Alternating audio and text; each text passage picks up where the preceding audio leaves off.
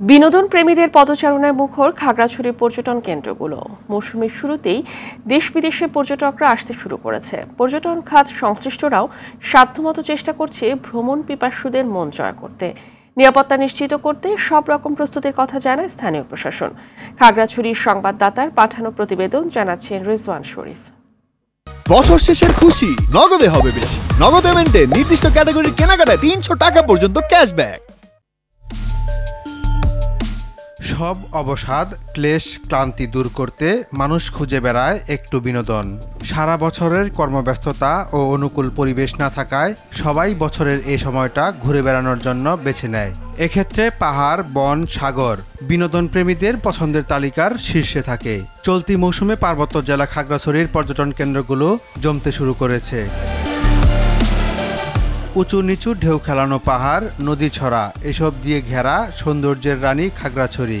অসংখ্য ভ্রমণ পিপাসু আসছে আলুটিলা, ঝুলন্ত ব্রিজ, রিসাং ঝর্ণা সহ বিভিন্ন দর্শনীয় স্থান দেখতে। শিশু, নারী, পুরুষ সহ সব বয়সী মানুষের পদচারণায় মুখর বিনোদন কেন্দ্রগুলো।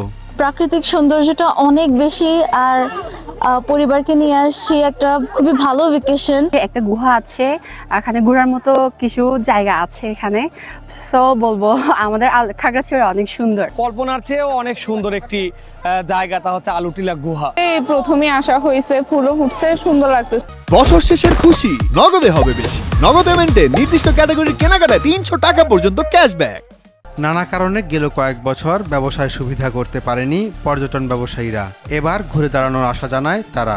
আমাদের হোটেলে 80 থেকে 90% আমাদের বুকিং হয়ে গেছে। শুক্রবার শনিবারে প্রায় 2000-এর উপরে এরকম পর্যটক আগমন ঘটতেছে। দোকানপাটের ব্যবসায়ী যারা ওরা প্রচুর বেচা কিনা করতেছে। আমাদের অতীতে যেই ক্ষতি হয়েছে অনেকটা আমাদের ক্ষতিটা পুষিয়ে আসবে বলে আমি মনে করি। পর্যটক সহ বিনোদন কেন্দ্রগুলোর নিরাপত্তায় সব রকম প্রস্তুতি নেওয়ার কথা জানান এই পুলিশ কর্মকর্তা।